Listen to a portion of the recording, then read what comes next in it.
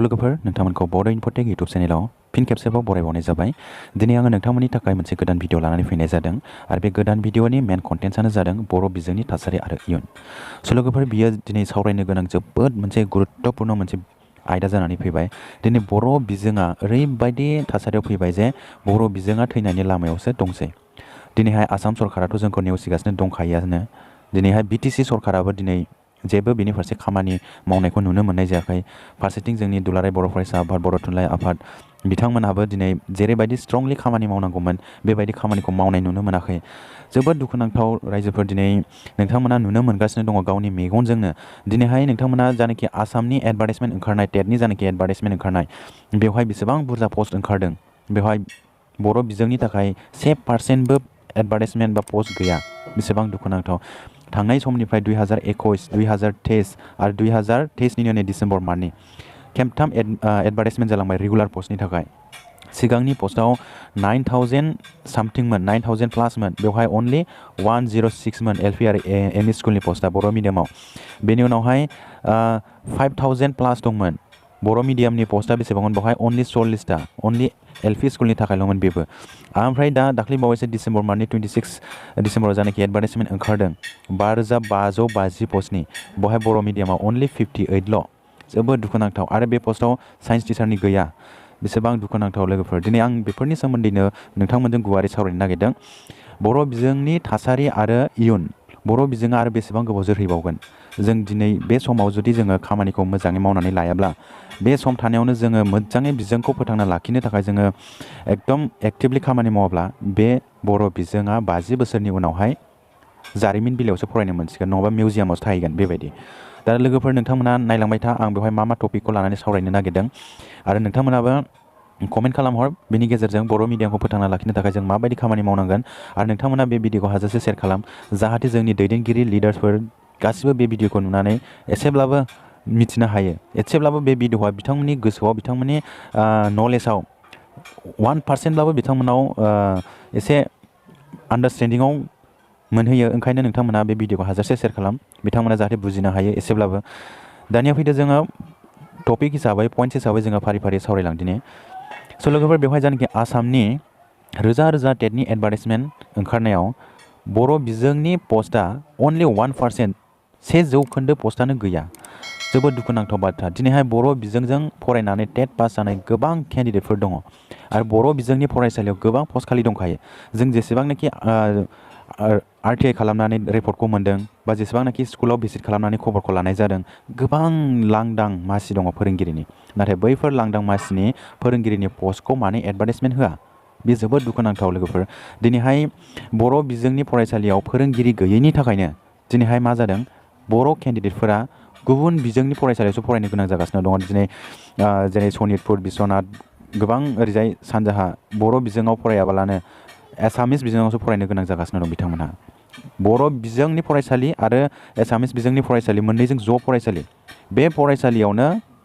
बर' बिजोंनि फोरोंगिरि गैयैनि थाखाय बिथांमोना एसामिस बिजोङाव फरायनो गोनां जाबाय। जोबोद दुखुनांथाव लोगोफोर। दिनैहाय मा खालामनो सानदों आसाम सरकारा? दिनैहाय जोंखौ नासयगासिनो दं, एकदम बिमा बाथुल बादि नायगासिनो दङ। दिनैहाय आसाम सरकारखौथ' दोनबावदोआनो दे, जोंनि बिटिआरआव मा जागासिनो दङ? बिटिआरआवथ' दिनै गावनिनो सरकार, गावनिनो हारि, गावनिनो जायगा, गावनिनो ओनसोल, गावनिनो हालाम। अब्ला बिटिआरआवहाय फोरोंगिरिनि गोनांथि गैला नामा? जोबोद दुखुनांथाव लोगोफोर। दिनै बिटिआरनि बायजोआव आसाम सरकारा खेमब्रै खेमबा थिसनथाइ होखांबाय आरो होगासिनोबो दंबावो। नाथाय बिटिआरआव मानो थालांबाय थाखो? बिटिआरआव फोरोंगिरिनि गोनांथियानो गैला नामा? एटलिस्ट आसाम सरकारा 50टा, 40टा, 106टाबाबो होगासिनो दङ। नाथाय बिटिआरआव मा जाखो? दिनैहाय बिटिआरआव प्रमद बर' बिथाङा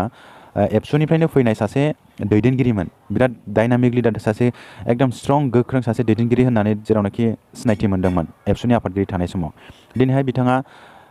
पलिटिक्सआव फैनानै, बिटिआरनि चिफ जाफैनानै दिनै बिथाङा मा मावखो खामानिखौ? दिनैहाय आसाम सरकारा खेमब्रै खेमबा सोलोंथाइनि बिथिङाव फोरोंगिरि थिसनथाइ होनो हायोब्ला बिटिसिआव मानो हाया? बिटिसिआव फोरोंगिरिनि गोनांथियानो गैला नामा? दिनैहाय बिथाङा सप्तासे होनै बेसेबां सप्ता बारलांखो? 2023नि दमासियावनो एडभार्टाइजमेन्ट ओंखारसिगोन, दमासियावनो एडभार्टाइजमेन्ट ओंखारनानै नोंथांमोननो थिसनथाइ होसिगोन बेबायदि बुंदोंमोन। नाथाय दिनै नायदो 2023नि दमासि बारनानै 2024नि दमासियानो फैलायलांबाय, अब्लाबो एडभार्टाइजमेन्ट गैया। आरो नै मैया जानाखि सप्तासेनि गेजेराव एडभार्टाइजमेन्ट फोसावगोन होन्दों, बे सप्तासेयाथ' गोबां सप्ता बारलांबाय। अब्ला बिथाङा जे जोंनि ओनसोलावहाय फोरोंगिरिनि गोनांथि बा फोरोंगिरिनि थासारिखौ जे बिथाङा फुलफिल खालामगोन, गोनांथिखौ जे सुफुंगोन, जों बेखौ फोथायनो हायै जानानै फैबाय जोंनि सरासनस्रा रायजोफोरा। जायनि जाहोनाव दिनै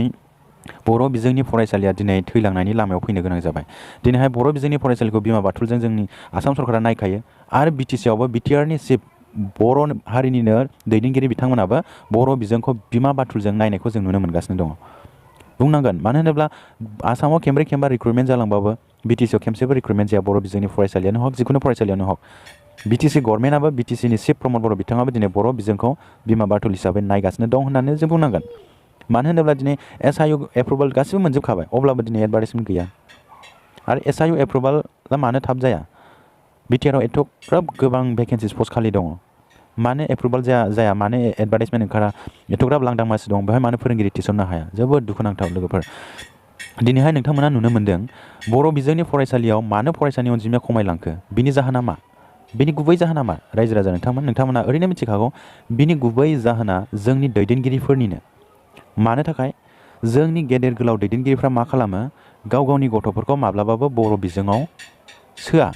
बर' बिजोंनि फरायसालियाव बिथांमोना एडमिसन होआ। दा बिथांमोनानो गेदेर गोलाव, बिथांमोनानो लेखा फरा गोरों, बिथांमोनानो बुजिनो गोरों, गासिबो गोरों गियानि मानसि। नाथाय बैफोर गियानि मानसिया बर' बिजोंखौ नेवसिनानै मानो गुबुन बिजोंजों फरायो? दा बैफोर गोरों गोरा गियानि मानसिफोरखौ जोंनि सादारन रायजो राजा बिथांमोनहा, गामियाव थाग्रा लेखा फरा रोङै बिथांमोनहा बै गोरों गोरा गियानि सुबुंफोरखौ नुनानै बिथांमोननि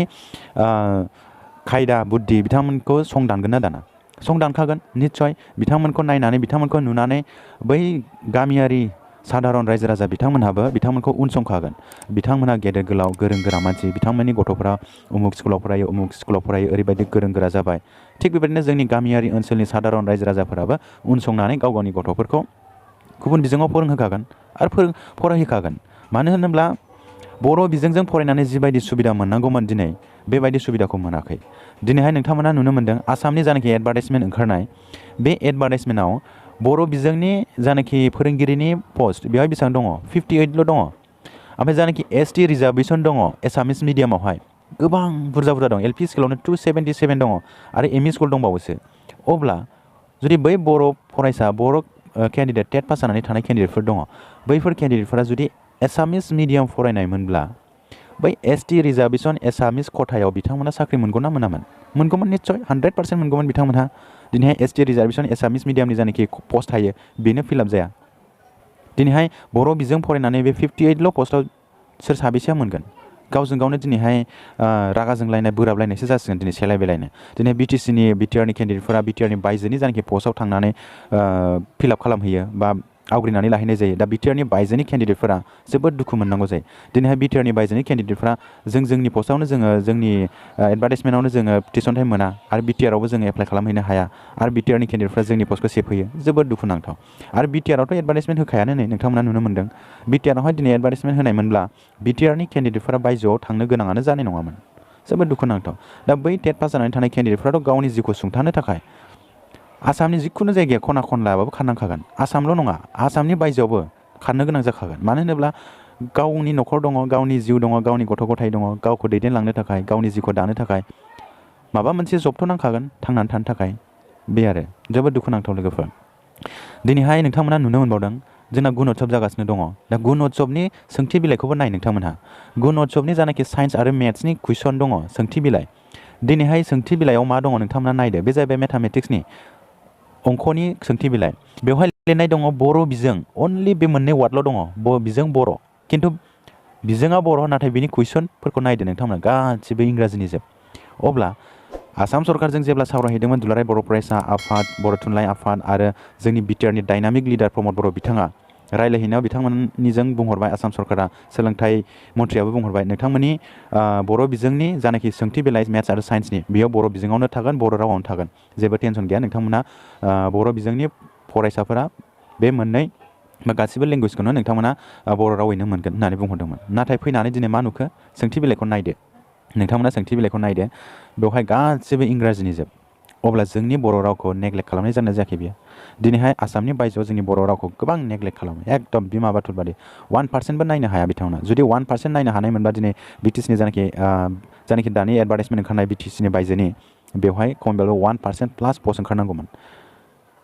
बिटिआरनि जानाखि दैदेनगिरि बिथांमोनाबोथ' बर' बिजोंनि फरायसालिखौ जेबो गुरुत्थ' होखाया बेखौ नुनो मोनखाबाय ओमफ्राय बेबायदिनो जानाखि थैलांनायनि लामायाव मोनसे समाव बियो बबे लेभेलाव थांगोन जोबोद साननो गोनां जानानै फैबाय दा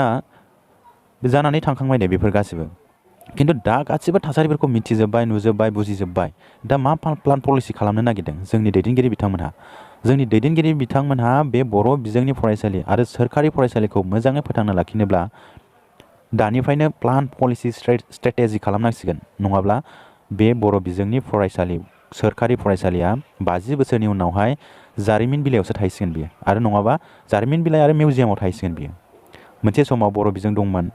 ओरैबायदि दंमोन जोबोद गेदेर हारिमोन जोबोद गेदेर गोलाव जादोंमोन बर' बिजोंजों फरायनानै आइएएस आइपिएस अफिसार जादोंमोन नाथाय बे बर' बिजोंनि फरायसालिया बर' बिजोङा थैनानै थांबाय गावजों गावनो सैलायै बर' हारिनि गेजेराव बै सोमदोन जोहोलाव बासिराम जोहोलावमोननि राजा इरागदावमोननि समनिखौ रायखांनानै सोरबा सासे ओरैबायदि हिस्ट्रि लिरलांसिगोन अब्ला जोङो बेबायदि फरायनो मोनसिगोन एसेबां दुखुनांथाव जाहैगोन बै समावहाय बर' बिजोङा थैलाङोब्ला राव थैगोन थुनलाइ थैगोन हारि थैगोन साफा दंस' जाजोबगोन अब्ला जों दानिफ्रायनो जुदि मोजाङै प्लान पलिसि स्ट्रेटेजि खालामाब्ला मोनसे समाव बियो थैलांगोन दिनै आसामिस मिडियामाव माबायदि खालामो नोंथांमोना नायदो आसामिस मिडियामाव जोंखौ फरायहोनो बाध्य खालामगासिनो दङ नोंथांमोना बेखौ बुजिनो हानो हायाखै दिनैहाय बर' बिजोंनि फरायसालिनि थाखाय 58ल' फैदों ओमफ्राय जानाखि आसामिस मिडियामनि एसटि रिजार्भेसन बेवहाय एलपि स्कुलावनो 277 आरो एमइ स्कुल दंबावो आरो हिन्दी मिडियामनि पस्ट दंबावो एसामिस स्कुलावहाय गोबां साइन्स टिचारनि पस्ट दंबावो साइन्स मिडियामनि एसटि रिजार्भेसन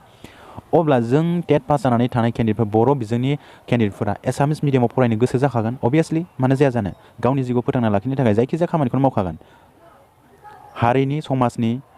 नेसनेलनि जेबो बेरेखाल' दाजाथों जिखुनु जाया खामानिखौनो मावगोन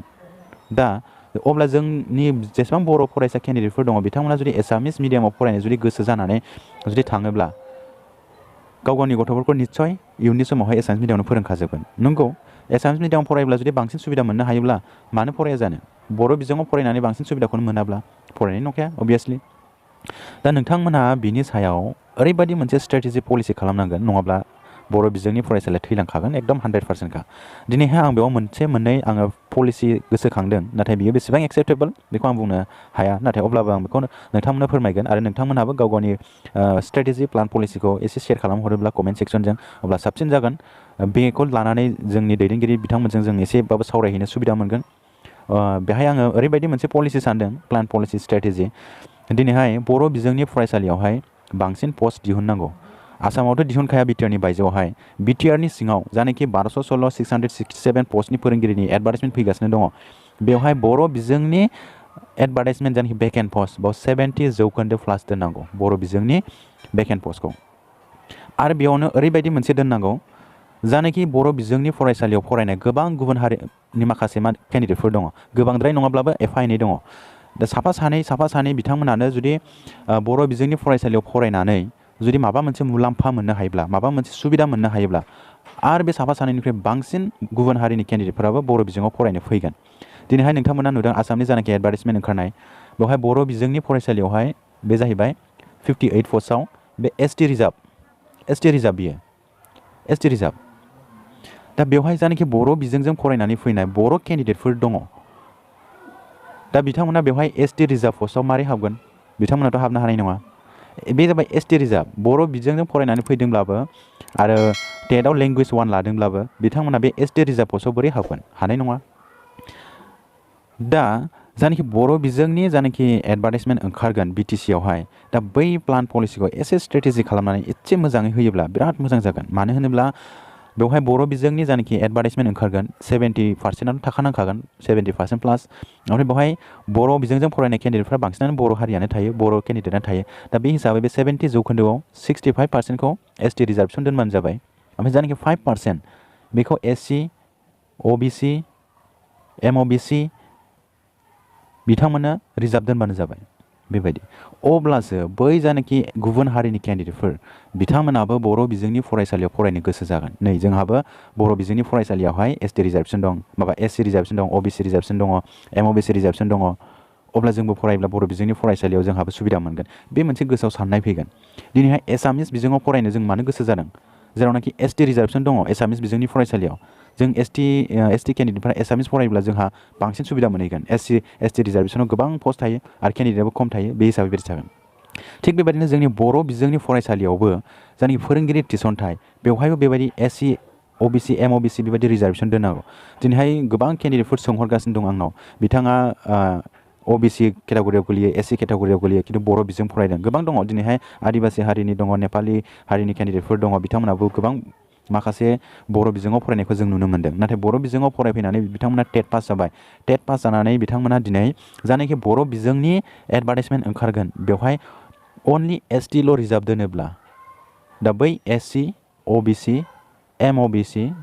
बिथांमोना माबोरै जब मोनगोन बिथांमोनाथ' बर' बिजों फरायनानै बिराद भुल खालामनायसो जाहैसिगोन बिथांमोना मोननायानो नङा एसटि रिजार्भेसन बिथांमोना एसटियानो नङा बेबायदि जाहैगोन ना ओंखायनो बेबायदि प्लान पलिसिखौ बानायनांगौ जाहाथे गुबुन हारिनि केन्डिडेटफोराबो बर' बिजोङाव फरायफैयो आरो अब्लासो बर' बिजोङाव केन्डिडेटफ्रा बांगोन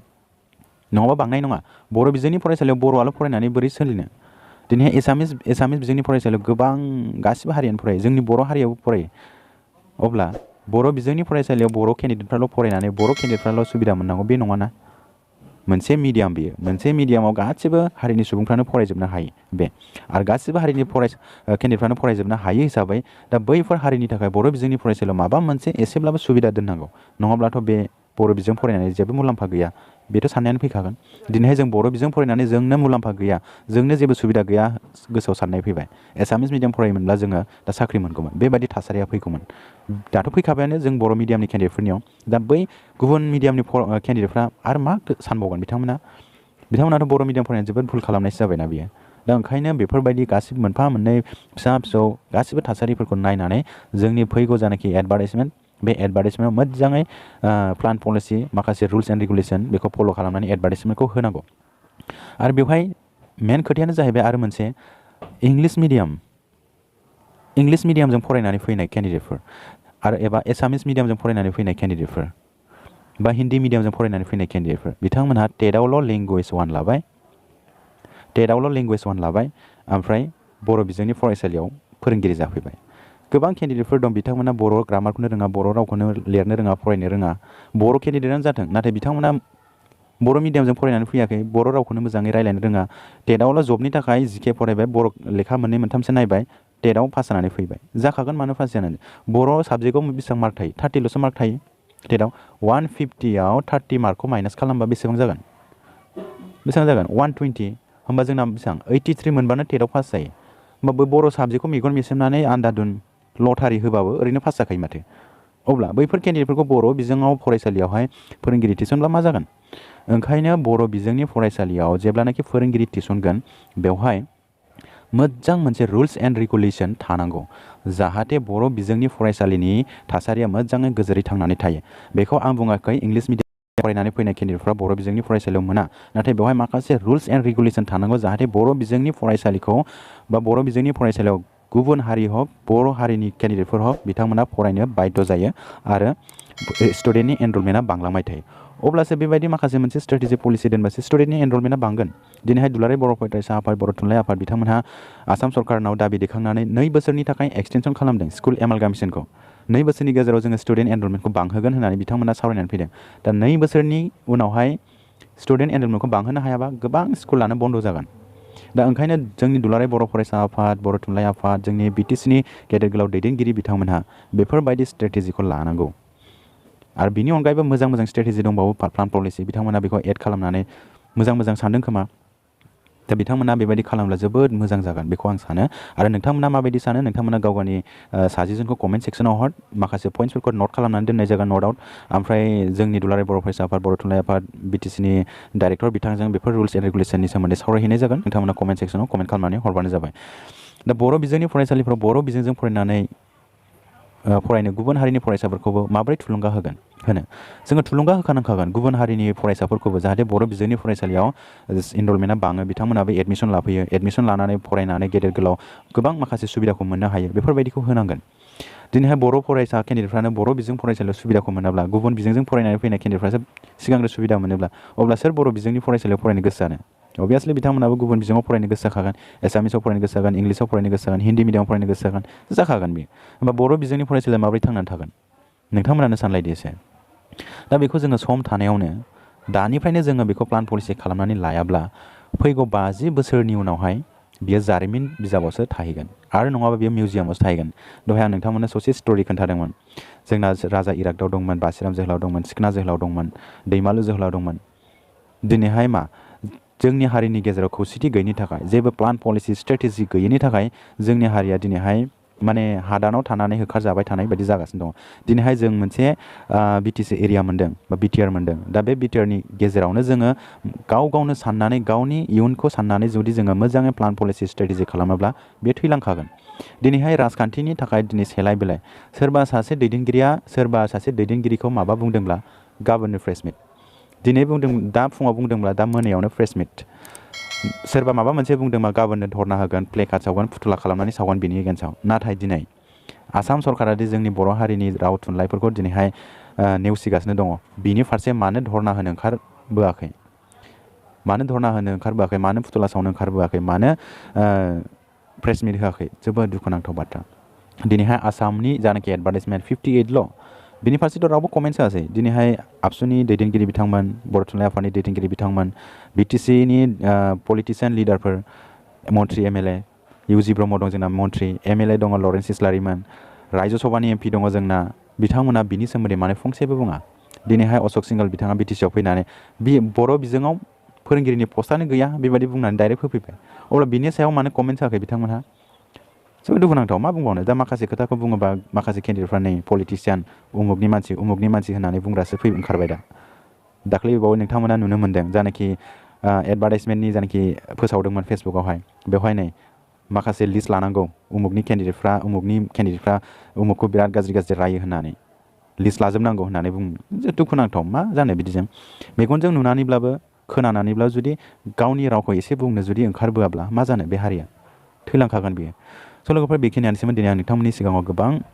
खोथा शेयार खालामबाय आरो बेफोर खोथा शेयार खालामनायाव माबाफोर गोरोन्थि जादोंब्ला नोंथांमोनहा कारेक्सन खालामनानै हरबानो जाबाय आरो नोंथांमोननि प्लान पलिसि स्ट्रेटेजि बेखौ नोंथांमोना कमेन्ट सेक्सनाव कमेन्ट खालामनानै हरबानो जाबाय कमेन्ट सेक्सननि गेजेरजों बेखिनियानोसै लोगोफोर नोंथांमोना भिडिअखौ मोजां मोनदोंब्ला लाइक आरो शेयार खालामनानै हो लोगोसे नोंथाङा बे चेनेलाव गोदानै फैदोंब्ला चेनेलखौबो साबस्क्राइब खालामनानै दोन नोंथांमोननि थाखाय बेबायदिनो गोदान भिडिअ लानानै फैबाय थागोन स' लोगोफोर भिडिअ एसेनोसै गोजोन्थों বন্ধুসকল আপোনালোকক বড়ো ইনফোটেক ইউটিউব চেনেলত ৱেলকাম কৰা হ'ল আজি মই এটা নতুন ভিডিঅ' অনা হৈছে আৰু নতুন ভিডিঅ'টো বিশেষকৈ বড়ো মিডিয়ামৰ কেণ্ডিডেটবিলাকৰ কাৰণে আছিলে তথাপিও মই আপোনালোকক এইটো জনাই দি আছোঁ বড়ো মিডিয়ামৰ সেইটো ভিডিঅ'টো কি হয় তাৰমানে আমাৰ অসমত যোনটো এডভাৰ্টাইজমেণ্টটো ওলাইছে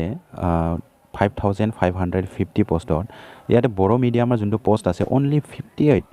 1% নপৰে এইকাৰণে বহুত দুখ পাইছোঁ এনেকুৱা মানে পোষ্টটো ওলাব নালাগিছিলে আগৰ যোনটো এডভাৰ্টাইজমেণ্ট আছিলে আগৰ পৰা 2021ত 9000 প্লাছ পোষ্ট আছিলে ইয়াতেও অনলি 106 পোষ্ট ওলাইছে বহুত দুখ পাইছোঁ আৰু ইয়াৰ পাছত 2023ৰ ফেব্ৰুৱাৰী মাহত যোনটো এডভাৰ্টাইজমেণ্ট ওলাইছে ইয়াতেও মানে 5000 সামথিং পোষ্টত ইয়াতে অনলি 40টা ওলাইছে বহুত দুখ পাইছোঁ ইয়াৰ কাৰণে আজিৰ আৰু যোনটো এডভাৰ্টাইজমেণ্ট নতুনকৈ ওলোৱা সেইটো 58 পোষ্ট টোটেল প্লাছ কৰিলে কিমান হয় বহুত দুখ পাইছোঁ এনেকুৱা পোষ্টটো ওলাব নালাগিছিলে পোষ্টটো আৰু বেছিকৈ ওলাব লাগিছিলে এটলিষ্ট 2% ওলাওক তথাপিও আমি ভাল পালোঁ হয় 150 বা 200 এনেকুৱা পোষ্ট ওলাইলেও আমি বহুত ভাল পাইলোঁ হয় যে অসম চৰকাৰে বড়ো মিডিয়ামৰ স্কুলক মানে অলপ গুৰুত্ব দি আছে এইটো বহুত দুখ পাইছোঁ আৰু এইটোও দুখ পাইছোঁ যে বিটিচিৰ বাহিৰত যোনটো মানে এডভাৰ্টাইজমেণ্ট দি আছে এতিয়ালৈকে 3-4-5 বাৰমান হৈ গৈছে কিন্তু বিটিআৰৰ আজিলৈকে এডভাৰ্টাইজমেণ্ট দিয়া নাই সেইটোও বহুত দুখ পাইছোঁ যে বিটিআৰৰ বাহিৰত যদি এডভাৰ্টাইজমেণ্ট দিব পাৰে অসম চৰকাৰে বিটিআৰ চৰকাৰে কিয় দিব নোৱাৰে সেইটো দুখ পাইছোঁ আৰু ইয়াতে আমাৰ যোনটো বিটিআৰৰ বাহিৰত যোনটো বড়ো মিডিয়ামৰ পোষ্ট নাথাকেই এইবাৰ কিন্তু বিটিআৰৰ যোনটো 1216ৰ পোষ্ট ওলাব ইয়াতে বড়ো মিডিয়ামৰ পোষ্ট অলপ বেছি থাকিব লাগিব নহ'লেতো আমাৰ বড়ো মিডিয়ামৰ কেণ্ডিডেটবিলাকে বড়ো মিডিয়ামত পঢ়ি একো লাভে নাই সেইটো এটা অনুভৱ হ'ব এইকাৰণে বড়ো মিডিয়ামৰ পোষ্টটো মোটামুটি আমাৰ থাকিব লাগে যিমান থাকিব লাগে ইমান থাকিব লাগে অলপ বেছিকৈ থাকিব লাগে এইবাৰ অসমতো নোলায়ে কিন্তু বিটিচিত ওলাবই লাগে সেইটো এটা আমাৰ বড়ো মিডিয়ামৰ কেণ্ডিডেটবিলাকৰ এইটো এটা ডিমাণ্ড হয় এইটো বড়ো মিডিয়ামৰ পোষ্ট অলপ বেছি থাকিব লাগে আৰু যোনটো আমাৰ গুণোৎসৱ চলি আছে গুণোৎসৱৰ আমাৰ বড়ো মিডিয়ামৰ যোনটো মেথছ এণ্ড ছায়েন্সৰ ছাবজেক্ট এই মেথছ এণ্ড ছাবজেক্টৰ আমাৰ বড়ো মিডিয়ামৰ মেথছ এণ্ড ছায়েন্স ছাবজেক্টটো ইংলিছ মিডিয়ামত দি দিছে ইংলিছৰ কুৱেশ্যন পেপাৰটো দি দিছে সেইটোও বহুত দুখ পাইছোঁ বড়ো মিডিয়ামৰ স্কুলত ইংলিছ মিডিয়ামৰ কুৱেশ্যন পেপাৰটো কিয় দিব লাগে ইয়াতে বড়ো মিডিয়ামৰ স্কুলত বড়ো মিডিয়ামৰ কুৱেশ্যন পেপাৰটো হ'ব লাগিছিল অসম চৰকাৰে এনেকুৱা কিয় কৰিলে আমাৰ বড়ো সাহিত্য সভা এণ্ড আপছুৰ পৰা আৰু BTC এডুকেশ্যন ডিপাৰ্টমেণ্টৰ পৰা আলোচনা কৰা হৈছিলে বড়ো মিডিয়ামৰ যোনটো মেথছ এণ্ড ছায়েন্সৰ ছাবজেক্ট সেইটো বড়ো লেংগুৱেজে থাকিবই কথাটো কৈছিলে কিন্তু যেতিয়া 3 তাৰিখত গুণোৎসৱটো ষ্টাৰ্ট আৰম্ভ হ'ল ইয়াতে মেথছ এণ্ড ছায়েন্সৰ ছাবজেক্টটো বড়ো লেংগুৱেজত নিদিয়াকৈ ইংলিছ লেংগুৱেজত দিছে এইটো বহুত দুখ পাইছোঁ এতিয়া আমাৰ অসম চৰকাৰে বড়ো মিডিয়ামৰ স্কুলক বা বড়ো মিডিয়ামটোক মানে এনেকুৱা কিয় কৰি আছে মানে বড়ো মিডিয়ামৰ স্কুলটোক লৈ মানে বহুত মানে ধেমালি কৰি আছে এইটো বহুত দুখ পাইছোঁ এনেকুৱা কৰিব নালাগে আমাৰ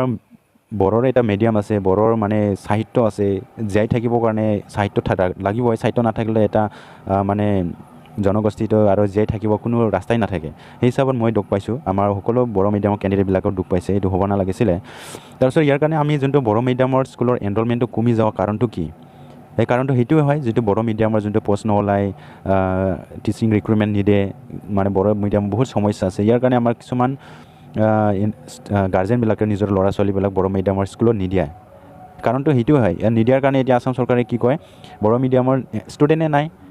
আমি কেনেকৈ টিচিং ৰিক্ৰুটমেণ্ট কৰিম সেইটো কয় এতিয়া চৰকাৰে সেইটো প্লান পলিচিটো বনাই আছে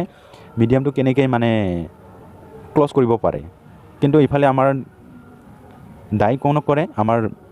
গাৰ্জেনবিলাকো কৰে গাৰ্জেনবিলাক বড়ো মিডিয়াম স্কুলত এডমিশ্যন নিদিয়ে ইয়াৰ কাৰণে ষ্টুডেণ্ট এনৰলমেণ্ট কমি গৈছে এই কথাটো কয় দুখ পাইছোঁ এইটো আৰু কি ক'ম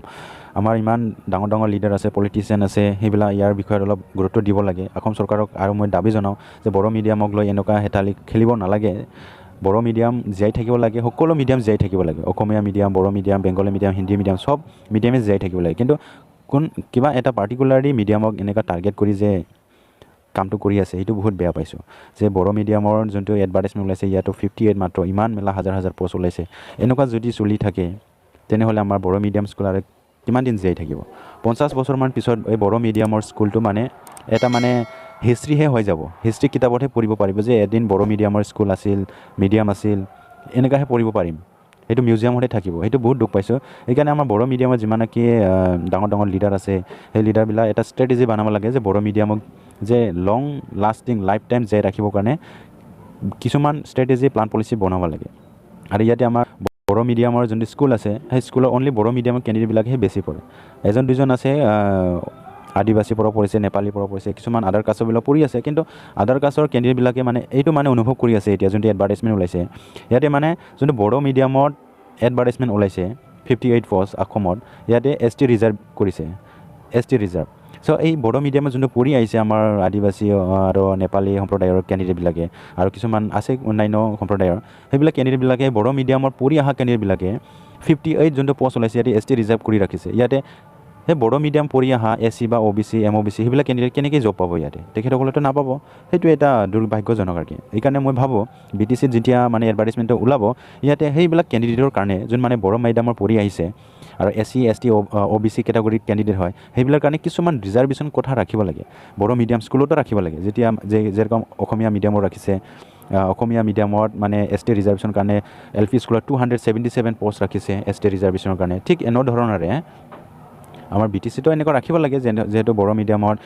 SC OBC MOBCৰ কাৰণে 2% 5% 3% এনেকুৱা ৰাখিলে ভাল হয় আৰু কি তেতিয়াহে বড়ো মিডিয়ামত পঢ়িবৰ কাৰণে যিকেইটা পঢ়িছে তেখেতসকলে অনুভৱ কৰিব যে আমি বড়ো মিডিয়ামত পঢ়ি ভাল কৰিছোঁ আৰু কিছুমান কেণ্ডিডেটেও ভাবিব যে বড়ো মিডিয়ামত পঢ়িলে চাকৰি পাব পাৰে সেইটো সেনেকুৱা হ'লেহে বড়ো মিডিয়ামৰ এনৰলমেণ্টটো বাঢ়িব এইগিলা ষ্ট্ৰেটেজি প্লান পলিচিটো বনাব লাগে আমাৰ BTC এডুকেশ্যন ডিপাৰ্টমেণ্টে চ' মই এইটোৱে ভাবিলোঁ সেইটো ক'লোঁ আপোনালোকক এতিয়া আপোনালোকৰ প্লান পলিচিটো কি হয়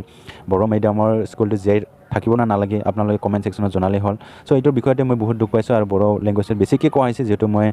বড়ো মিডিয়ামৰ এজন ল'ৰা হৈ হিচাপত বেছিকৈ দুখ পাইছোঁ চ' বন্ধুসকল এইখিনি আছিল আপোনালোকে ভিডিঅ'টো ভাল লাগিছে যদি লাইক এণ্ড শ্বেয়াৰ কৰি দিব লগতে এইটো চেনেলত নতুনকৈ আছে যদি আপোনালোকে চেনেলটো ছাবস্ক্ৰাইব কৰি ৰাখিব চ' বন্ধুসকল আজিৰ ভিডিঅ'টো এইখিনিয়ে থেংক ইউ গজেণ্ট